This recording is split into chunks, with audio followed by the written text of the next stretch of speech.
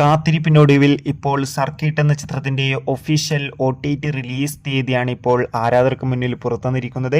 അതിന്റെ ഒഫീഷ്യൽ അപ്ഡേഷനാണ് ഇന്ന് നമ്മൾ നോക്കാൻ പോകുന്നത്. വീഡിയോയ്ക്ക് മുൻപ് വീഡിയോ ലൈക്ക് ചെയ്യുക, ചാനൽ സബ്സ്ക്രൈബ് ചെയ്യാൻ വേണ്ടി ശ്രമിക്കുക.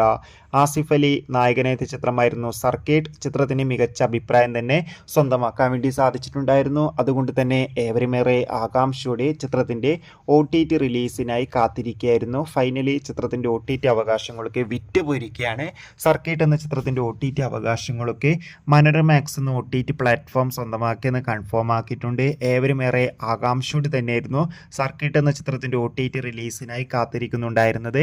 ഫൈനലി ചിത്രം ഈ വരുന്ന സെപ്റ്റംബർ 26 മുതൽ മനോരമാക്സ് എന്ന OTT പ്ലാറ്റ്ഫോമിലൂടെ OTT റിലീസ് ചെയ്യുമെന്ന് ഒഫീഷ്യലായി കൺഫേം ആക്കിയിട്ടുണ്ട്. എന്തായാലും ആസിഫ് അലിയുടെ സർക്കിട്ട് എന്ന ചിത്രത്തിന്റെ OTT റിലീസിനായി നമുക്ക് കാത്തിരിക്കാം. എത്ര പേരാണ് ചിത്രത്തിന്റെ OTT റിലീസിനായി കാത്തിരിക്കുന്നത് കമന്റ് ചെയ്യുക.